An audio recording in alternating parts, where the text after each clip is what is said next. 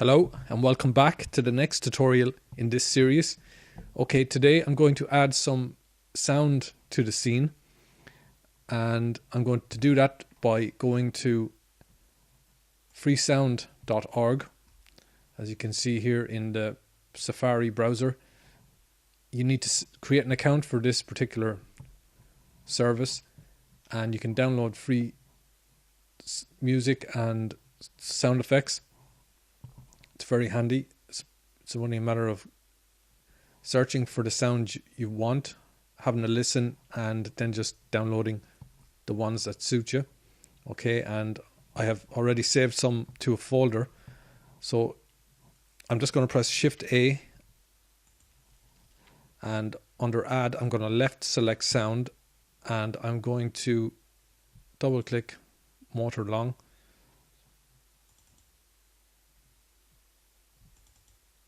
Okay, and just add that in here. I'm actually going to drag it up to the top, so I'm just going to press G and Y and just drag it up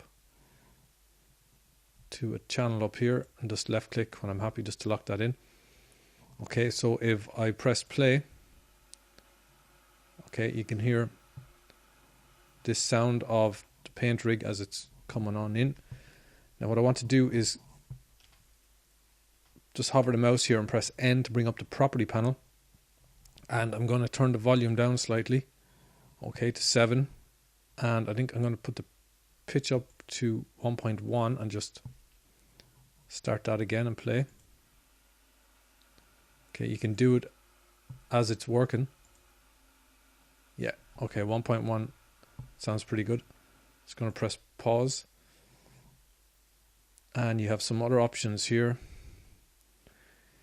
What I want to do now is add. Just going to right click and scrub on a little bit. I'm just going to roll the mouse wheel to zoom out. Okay, so the next section is this section here. What I was going to do was just animate the sound a little bit first, maybe. So as we're coming in, we're listening to it. What you can do is scrub back to the beginning.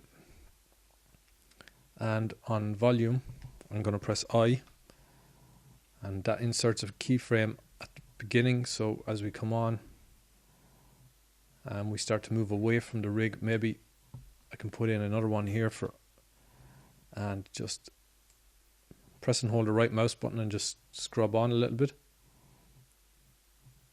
And maybe at this stage I can left click in here and type in 0.5, press enter. And press I, okay, and maybe scrub on a little bit more, and as we come up around,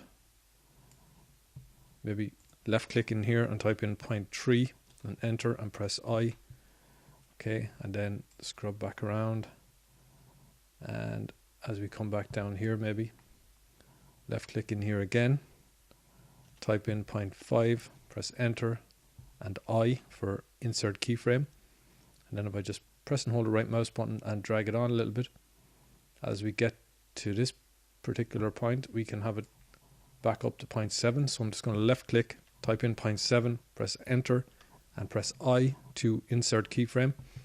Okay, and just drag this on slightly.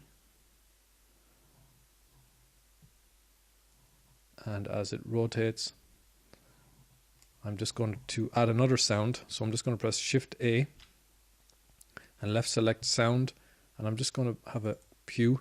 It's a reaction from the character. Okay, so if I just press play here,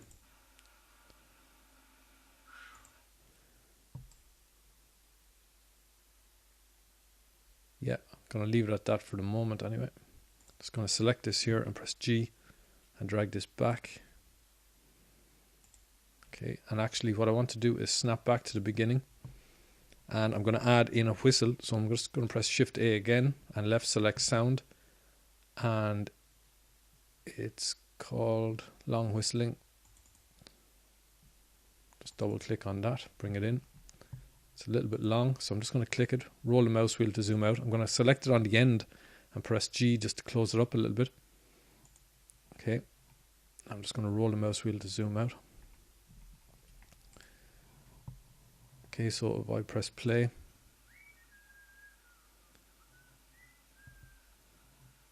and play it until he realizes, okay, that pew is coming in a little bit too early, but it's,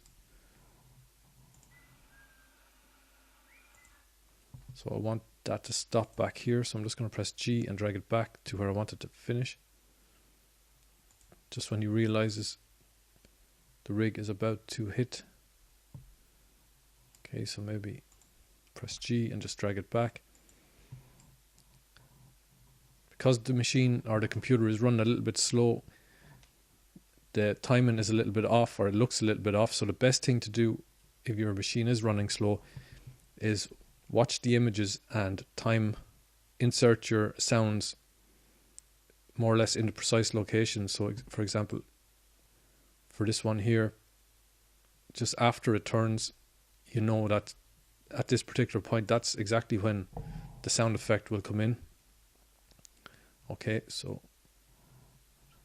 I'm going to leave it at that for the moment. I'm just going to roll the mouse wheel to zoom in. Okay, I want to add some more down here. So I want to add one for the button. So just as he's clicking here. So I'm just going to press and hold the right mouse button and just scrub up to the moment he has his finger on the green button. I'm going to press Shift A and I'm going to left select sound. Again, I'm going to add button press. So I'm going to double click that. Okay, and pops in there. I'm just going to press play. You can vaguely hear it.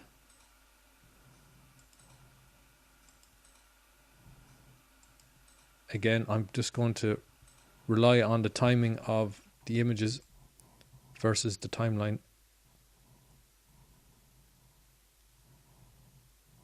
Okay, I might just drag this out slightly. I'm just going to left select it. I'll press G and just drag it over one maybe. Okay. And there's one little thing I noticed as we scrub on. I'm just going to come down here to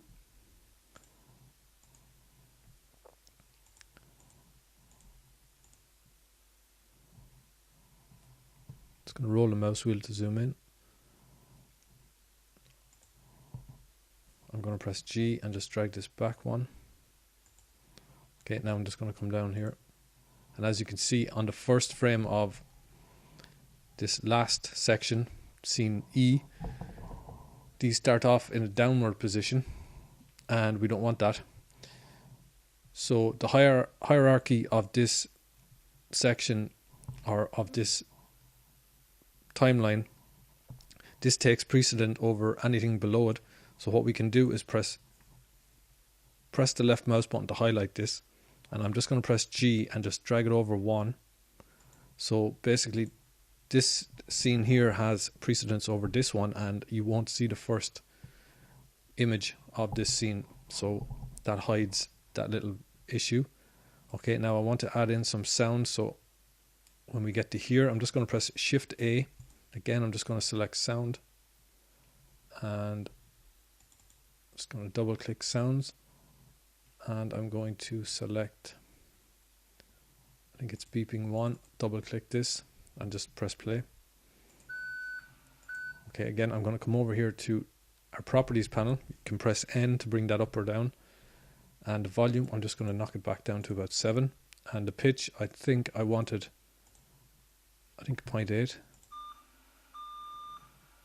So, yeah, 0.8 sounds better. A bit more realistic. Okay, and I'm just going to left select it at the end and press G, just drag it back slightly. And I'm going to select it in the middle so it's all selected, and press Shift D and just drag this down because it's not long enough to. Okay, I'm actually going to press G in the Y and press G and just drag it back here, and maybe just leave it there for the moment. Press G, just might as well line it up just to be on the safe side. Okay, and I'm going to come down here to the end, and I'm just going to add a little transition. so we can fade away.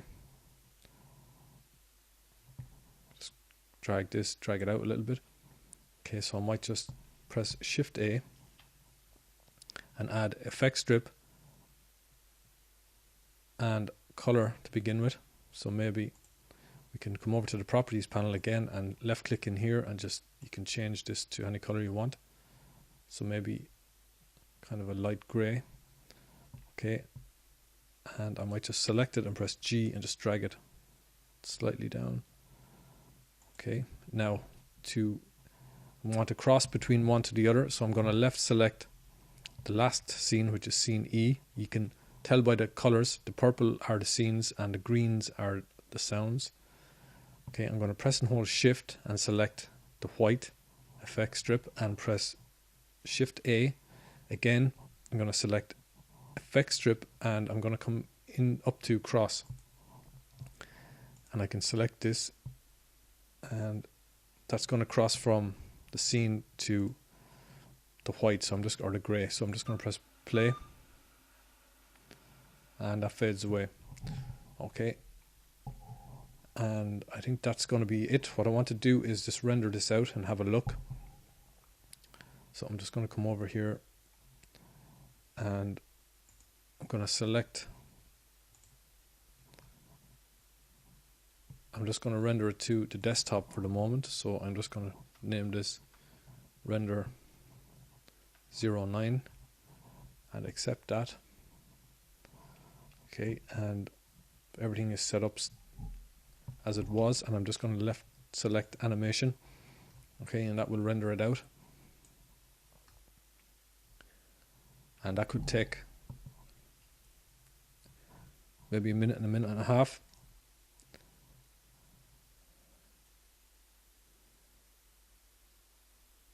Okay, and that should do it for this tutorial. When it's rendered, I'll come back and have a look. So thanks for watching.